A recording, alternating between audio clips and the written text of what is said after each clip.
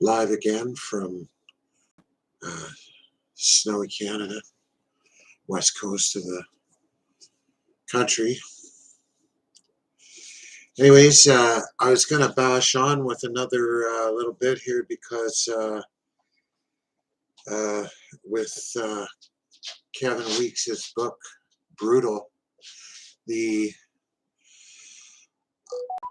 untold story of my life inside Whitey Bulger's Irish mob. Chapter 8, Jimmy, and 10 more murders.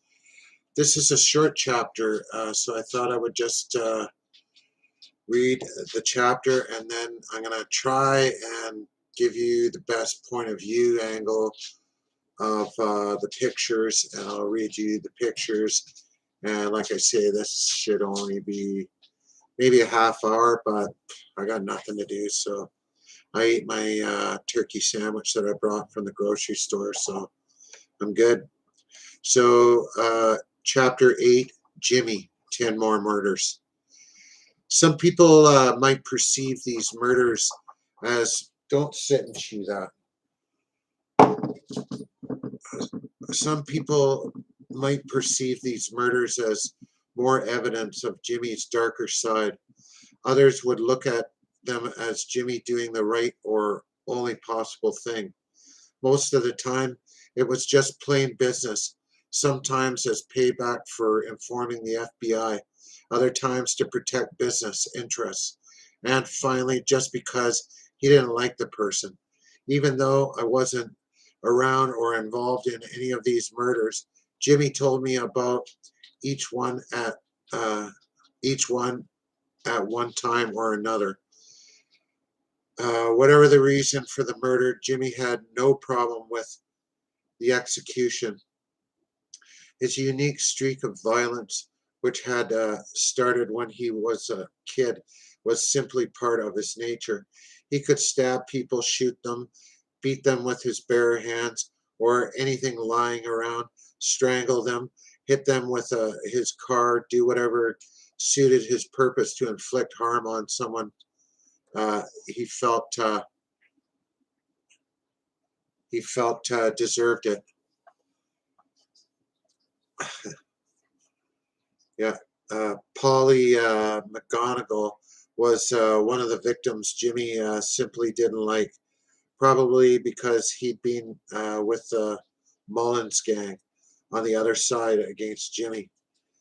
Polly was one of the many deaths that involved unsettled old scores from the gang wars. Jimmy had missed the early part of the gang wars of the 1960s, in which 82 people died. But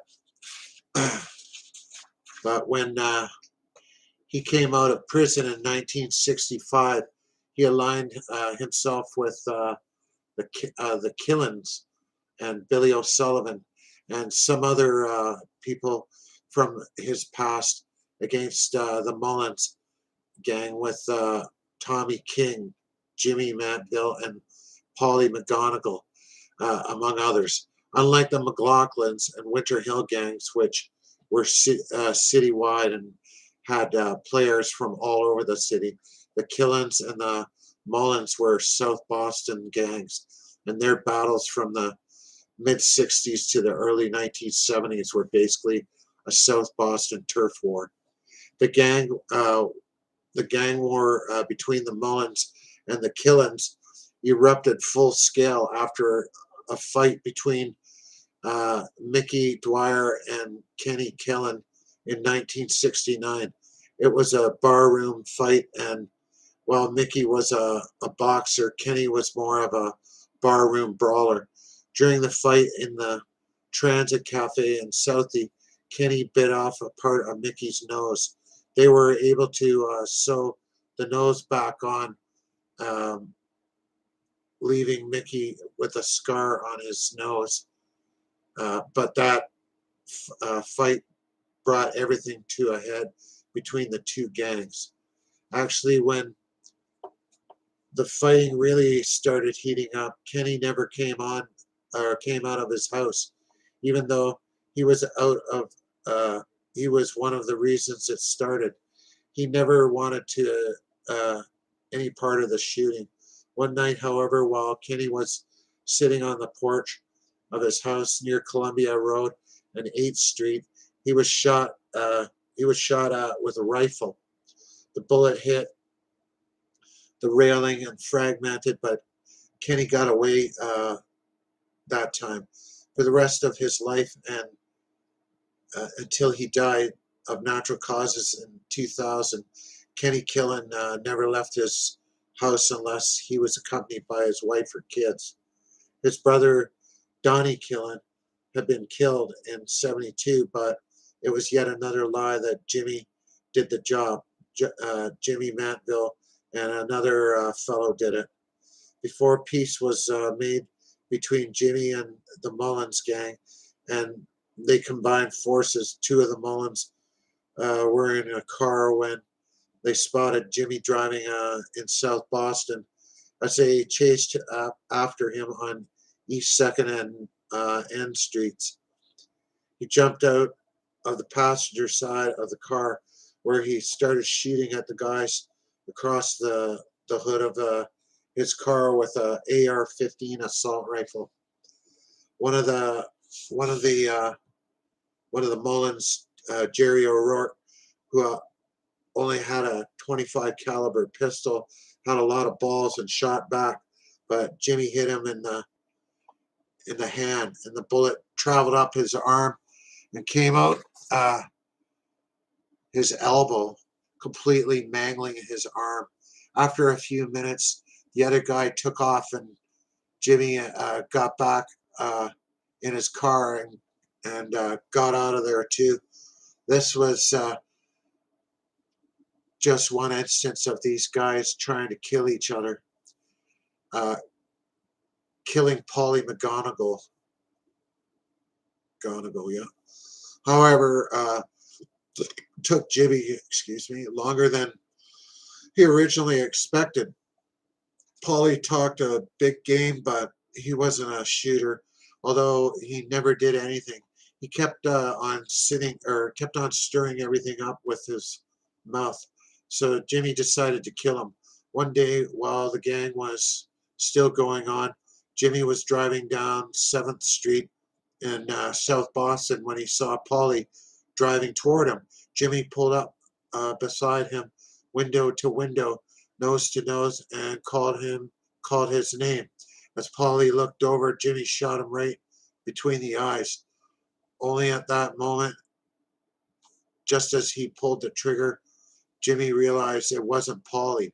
It was Donald, the most likable of the three McGonigal brothers, the only one who wasn't involved in anything. Jimmy drove right over to Billy O'Sullivan's house on Savin Hill Avenue and told Billy O, who was at the stove cooking, "I shot the wrong one. I shot Donald." Billy looked up from the stove and said, "Don't worry about it. He wasn't healthy anyway. He smoked. He would have gotten lung cancer. How do you want your pork chops?" I had my own meeting with Polly McGonigal in June 1974, the day after I graduated from high school.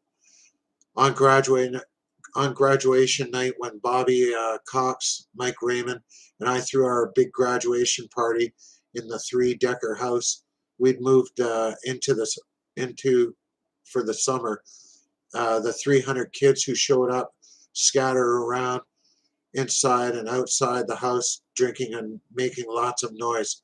The next morning around noontime, I was in the back room sleeping when there was a knock on the door. I woke up to hear some yelling at the door. Quickly putting on my pants, I went to the door and saw a small guy threatening my friends.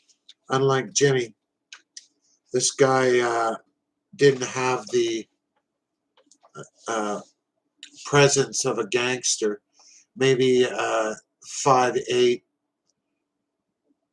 He had his hair combed all over to try and cover his balding head, and was wearing a silk shirt that opened to his sternum, as well as gold necklace, platform shoes, and black flared pants.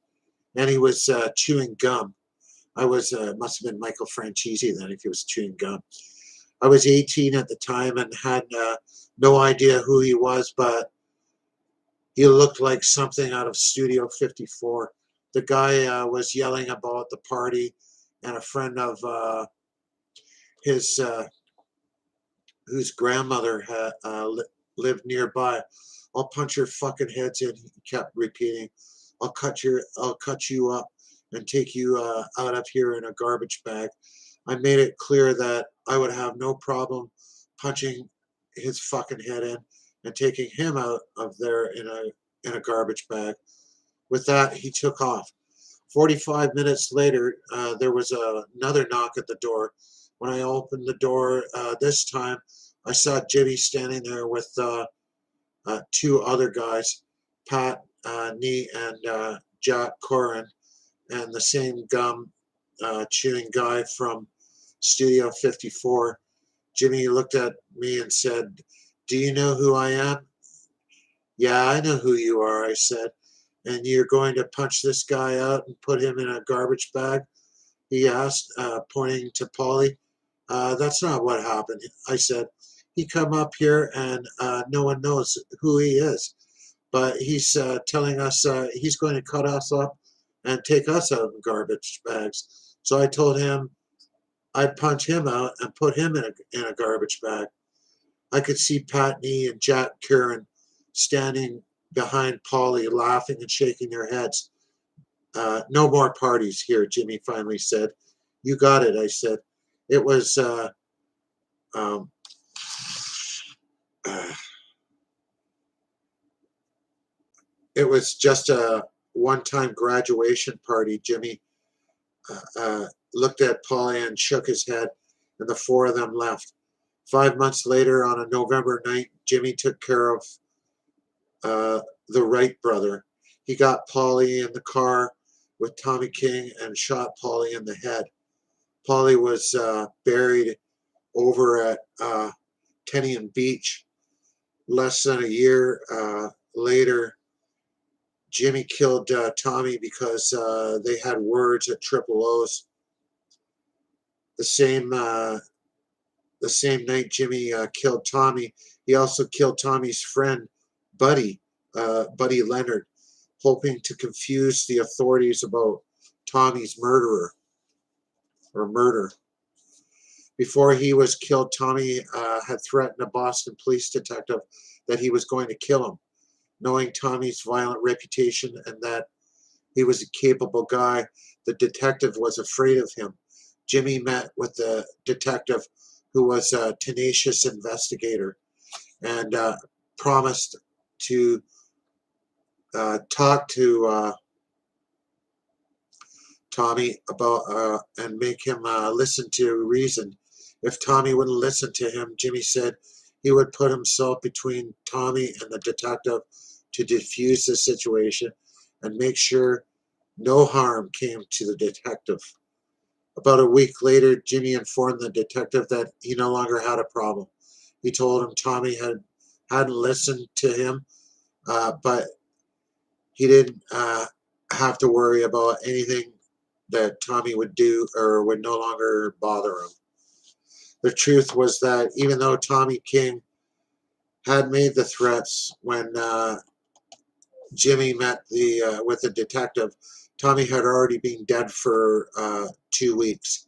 Jimmy had ended up using Tommy's death as a leverage with this detective. He'd become friends with him by letting him think Tommy was gone on his behalf. It was just another case of Jimmy's Machiavellian side turning a potentially bad situation to his advantage. Billy O'Sullivan's death might not have happened if he had listened to Jimmy. Billy O had been with Jimmy against the Mullins and had not shot Buddy Roach during the gang war. Buddy, whose brother Mickey later became Boston's police commissioner, ended up crippled and in a wheelchair. In March 1971, not long after he shot the wrong McGonagall, Jimmy went to New York to pick up guns. Before he left, he told Billy to be careful while he was gone and not to drink. But that night, Billy hung around with Kevin O'Neill down at the Transit Cafe and ended up drunk. Kevin offered him a ride, but Billy refused the offer. Heading home, he was chased by a couple of men with the Mullins gang, who caught up with him when he tripped on a manhole cover about 200 yards from his house and fell down. While he was lying there, his pursuers shot him to death. If Kevin O'Connell had ended up driving Billy O'Sullivan home that night, he probably wouldn't have been killed, or he probably would have been killed too, it says. So the reason for Richard Castucci's murder 5 years later wasn't any more difficult to understand. A bookmaker, Castucci had been cooperating with the FBI and the Winter Hill Gang and bookmaking, shakedowns, and murder. He was also giving information as to the whereabouts of certain members of the Winter Hill gang who were on the lam. Once FBI agent John Connolly informed Jimmy about Castucci's cooperation, Winter Hill put in a bunch of bets with the bookmaker. If they lost, Castucci wasn't getting his money because they were going to kill him. If they won, they would collect the money off Castucci and still kill him. As it was, they lost the bets. A meeting was set up for Castucci to come over and collect the money. When Castucci came over to meet Jimmy and Stevie and Johnny Martioni, Jimmy and Stevie gave him a bag of money and told him to go to the house around the corner to count the money. But Castucci was sitting at the kitchen table counting the money with Jimmy and Stevie. Johnny came in and shot him in the head. They put Castucci's body in a sleeping bag, and which made it easier to remove him, and deposited it in the trunk of his Cadillac. An associate who had some involvement in the murder actually wanted to be reimbursed for the $17 he had laid out to buy the sleeping bag. Jimmy O'Toole, a well-known gangland figure involved in armored car robberies, had been aligned with members of the Charleston-based McLaughlin gang. His murder in December of 1973 was hastened by Eddie Connors, who alerted members of the Winter Hill that O'Toole was leaving the Bulldogs Tavern on Savin Hill Avenue. Jimmy O'Toole hadn't gone far down Savin Hill and Dorchester Avenues when 4 Winter Hill cars surrounded him, 2 to block off the ends of the street so no one could get in or out. 1 to act as a crash car in case the police arrived, and the 4th to serve as a hit car. O'Toole ducked behind a mailbox, which was on a cement pad, not attached to the ground. He kept moving the mailbox from side to side to keep it between himself and the bullets which poured out of the cars. Finally, Joe McDonald got frustrated and jumped out of the car, walked up to O'Toole and shot him in the head. Although he was in one of the 4 cars, Jimmy didn't fire the fatal shot that night. I believe the murder was more paycheck for O'Toole's involvement in the shooting of Stevie's brother, the Bear. When O'Toole was hooked up with McLaughlin's than for anything else. The Bear had been hit 11 times but survived. Eddie Connors, who also had a hand in the rackets, died less than 3 years later after he was arrested for a $500,000 armored car robbery. Jimmy and Stevie were worried he wouldn't stand up and might be cooperating with the law enforcement. They thought he was starting to talk about his part in the O'Toole murder. On the night of June 12, 1975, members of Winter Hill sent a message to Connors to give them a number of a payphone where they could call him. Connors gave the number of a phone booth outside a Sunoco station across from Orbit's department store in Dorchester. He then parked his Lincoln Continental with the motor running and walked over to the booth to await the call. Waiting in the weeds outside the telephone booth on the Morrissey Boulevard, Jimmy and Stevie killed Eddie when he picked up the phone. Jimmy had a shotgun and Stevie a rifle. In the first shot, Jimmy fired blew Eddie's hand off. After the two of them finished Eddie off, Johnny Martirano picked up Jimmy and Stevie, and the three of them took off. As they were driving, Johnny was obeying the speed limit, and Jimmy said to him, "What are you doing? Pull over." Then Jimmy jumped into the driver's seat and drove off quickly. Roger Wheeler's murder was purely business. A respectful millionaire from Tulsa, Oklahoma, and the owner of Telex Corp. Wheeler bought World High Ally in 1978 for $50 million. A few years later, however, he began to suspect possible skimming from the company's Connecticut office and started to change things, or to check things. When Wheeler started to tighten the reins, John Callahan, a former president of World High Ally, broached the subject to Winter Hill that if Wheeler was out of the way, then he could take over, and Winter Hill would have a piece of it. On May 27th, 1981, as Wheeler was getting into his Cadillac after a round of golf at the Southern Hills Country Club in Tulsa, Johnny Martirano and Joe McDonald were waiting in the parking lot for him. While Joe remained in the car, Johnny walked up to Wheeler's car and shot him between the eyes, thus setting off the events for the Halloran and Callahan murders.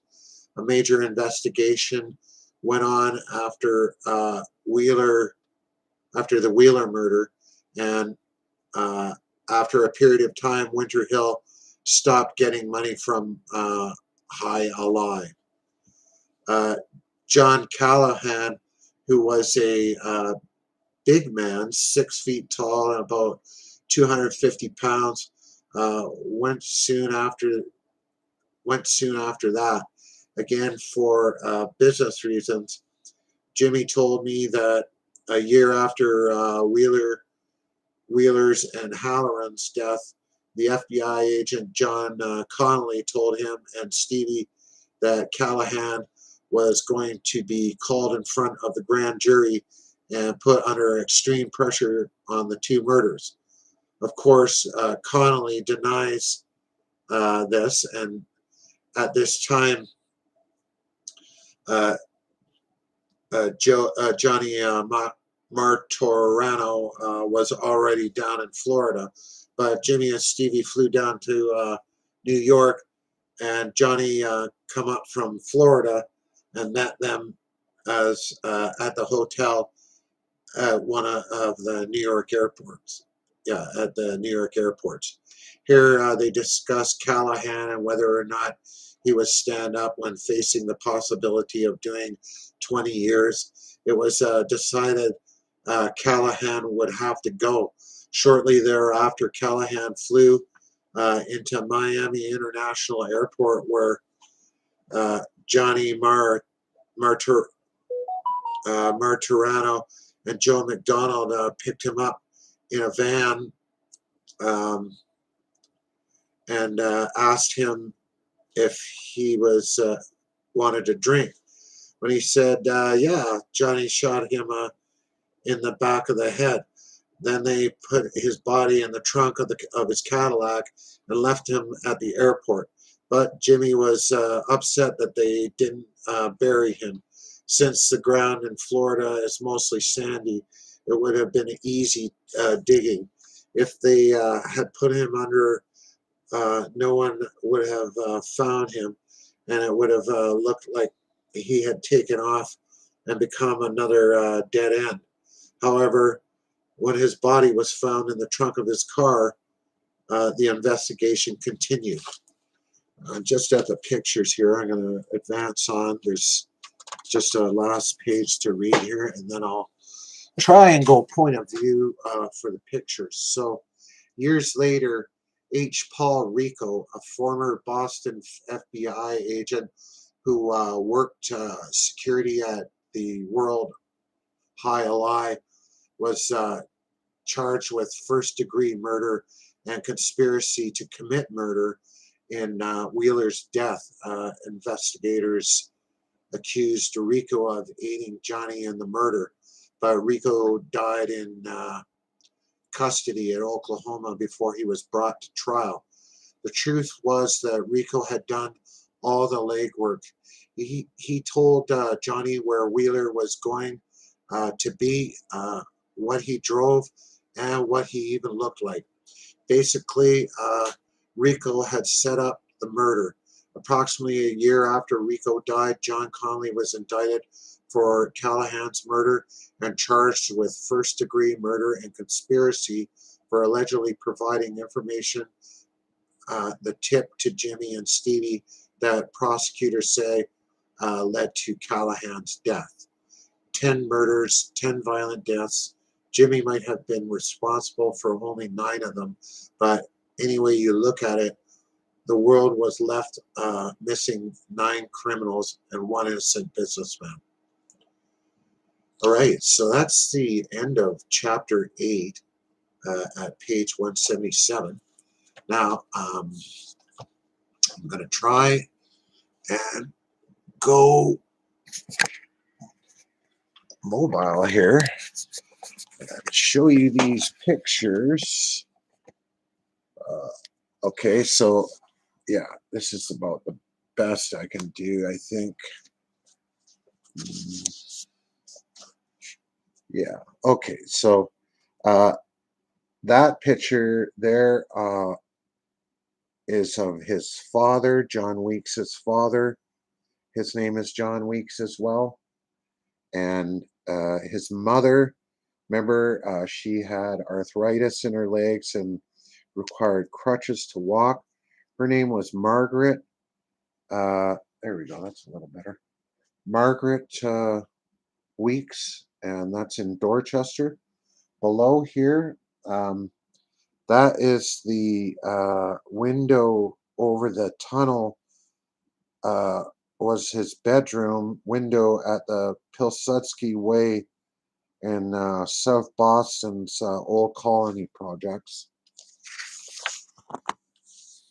Over here, this is here he is in Kevin in high school, senior South Boston class in 1974. And below here is a picture of him rock climbing on Hurricane Island off the coast of Maine during Outward Bound course, class H52, fall of 1974. Now here's a picture here of this fellow, Kevin O'Neill. A lot of Kevins in this book, but I recognize this name.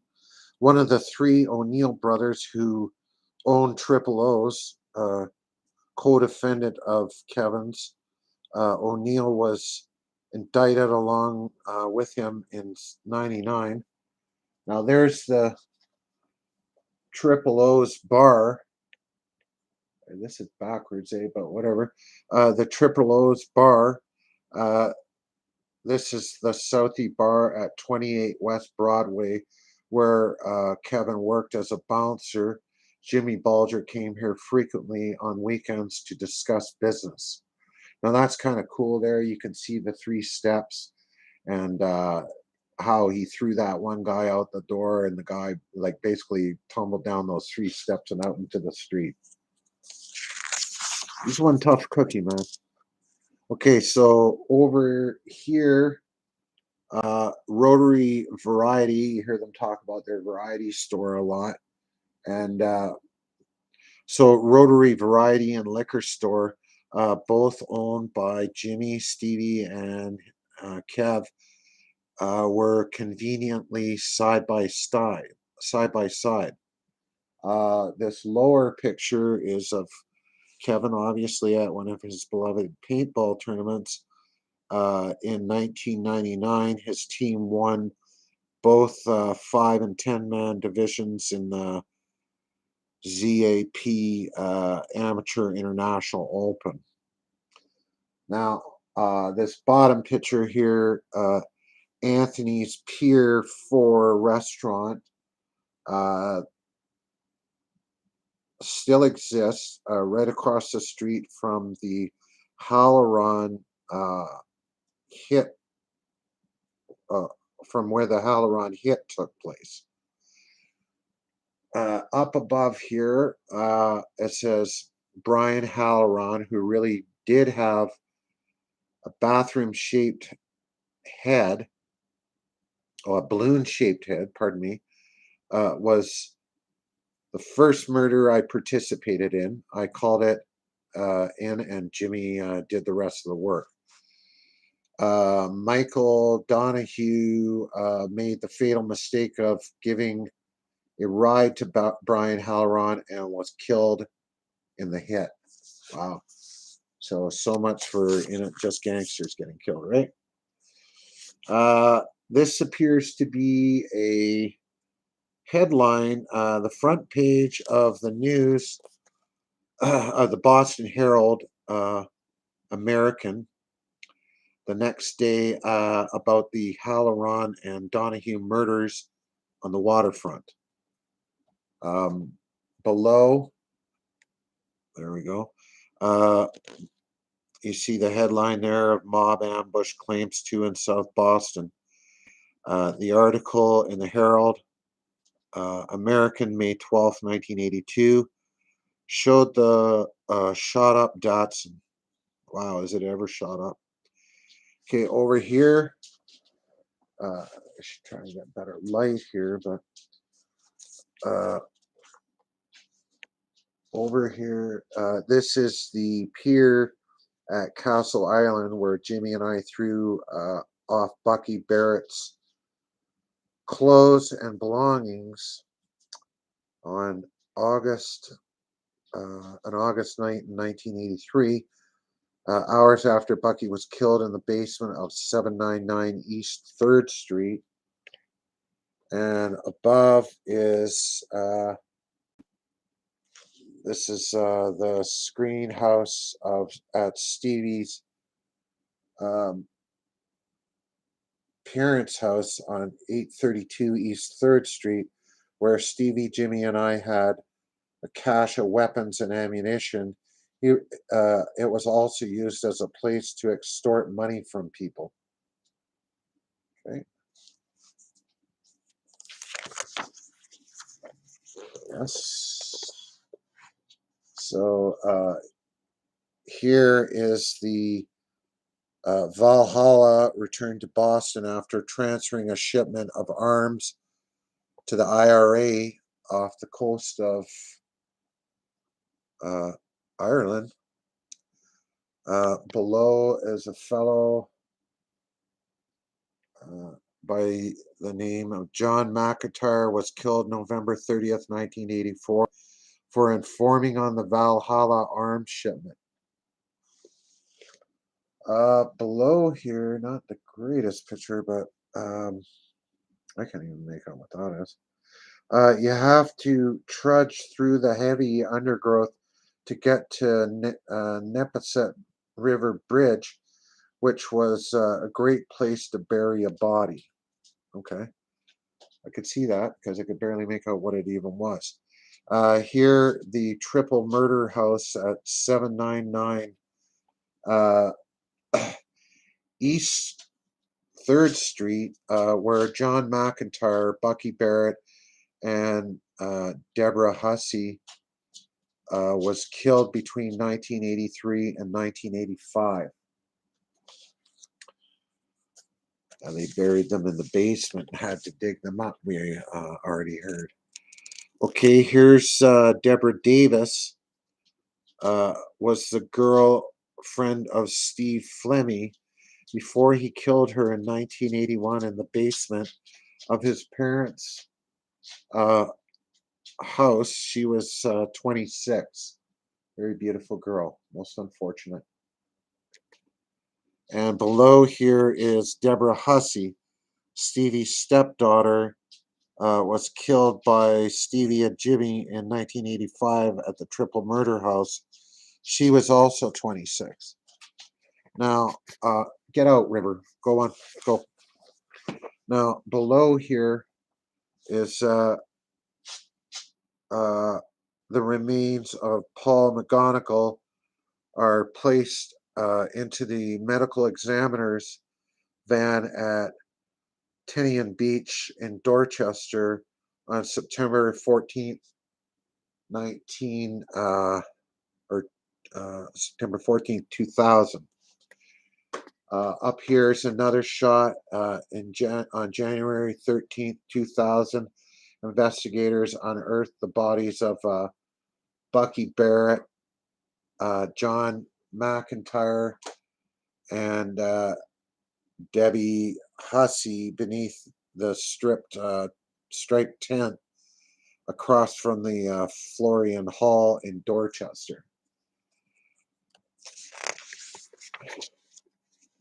All right, carrying on.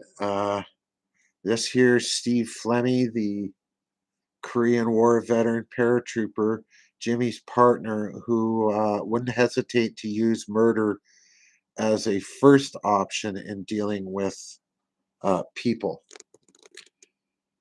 Mug shots of Stevie Flemmi, who was arrested January 1995 and eventually pled out to 10 murders. Look at this, all these guns and stuff they got. Okay, so here on the stand at Michael Flemmi's trial about the Mac 10 and Mac 11 machine guns, as well as 100 other weapons Michael moved for his brother, Stevie. My lawyer, Dennis Kelly, is behind me. And up here, a courtroom sketch of Stevie Flemmi at the hearings in front of Judge Wolf in 1997. Here, this sketch shows me being cross-examined by Tracy Minor at former FBI agent John Connolly's trial in 2002. Judge Toro is at the bench, and Connolly and his wife are at the right. And below here is disgraced FBI agent John Connolly and his wife Liz entering the courthouse during the trial. There's Kevin, his mugshot from my first arrest in July of 1996. And of course, we've all seen this famous picture, but in a reverse image now because my camera's backwards or whatever. Jimmy and I would walk and talk at Castle Island out of earshot of the FBI This is one of the only two photos of us ever known to be taken together. Yeah, I seen that one before. And finally, this is Whitey Bulger's FBI most wanted fugitive wanted poster for racketeering, influenced and corruptive organizations, RICO, murder, 18 counts, conspiracy to commit murder, conspiracy to commit extortion, narcotics distribution, conspiracy to commit money laundering, extortion, money laundering. James J. Bulger. Um, some photos of him from various looks. Date of birth 1929, Boston, Massachusetts. He's between 5'7" and 9, 150 to 160 pounds of medium build. Of remarks, Bulger is an avid reader with interest in history. He is known to frequent libraries and historic sites.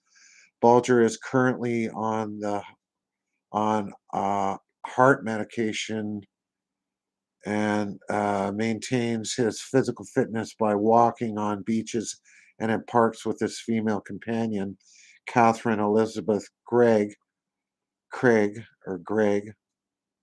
Bulger and Greg love animals, and I understand she loves black poodles or poodles, and may frequent animal shelters. Bulger, my hand is going numb here, and I'm cutting off the light, I guess, but not too bad. Bulger has been known to alter his appearance through the use of disguises and has traveled extensively throughout the United States, Europe, Canada, and Mexico. They say caution that James Bulger is being sought for his role in numerous murders committed from the early 1970s through the mid 1980s in connection with his leadership of an organized crime group that allegedly controlled extortion, drug deals, and other illegal activities in the Boston, Massachusetts area. He has a violent temper and is known to carry a knife at all times. Considered armed and extremely dangerous. And if you have any, if you have any information concerning this person, please contact your local FBI agent or nearest U.S. embassy or consulate. And there's a reward here for the FBI is offering a $1 million reward for information leading directly to the arrest of James J. Bulger. So, yeah.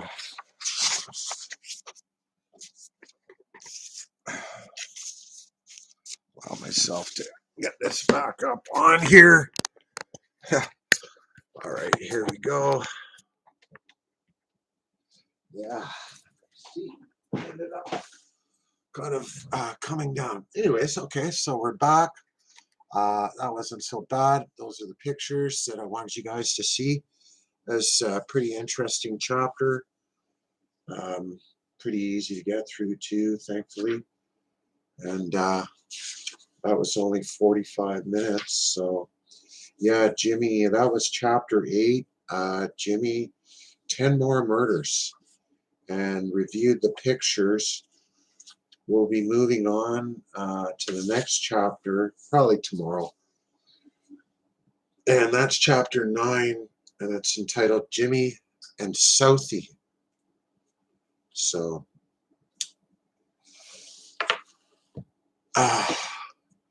I hope you enjoyed that chapter. If you did, give us a thumbs up. And yeah, if Rothko wants to sponsor me too, or Tilray, or if anybody wants to provide me with their book, like Gunner, or I'd love to read Larry Mazza's book. I'd do that one for sure.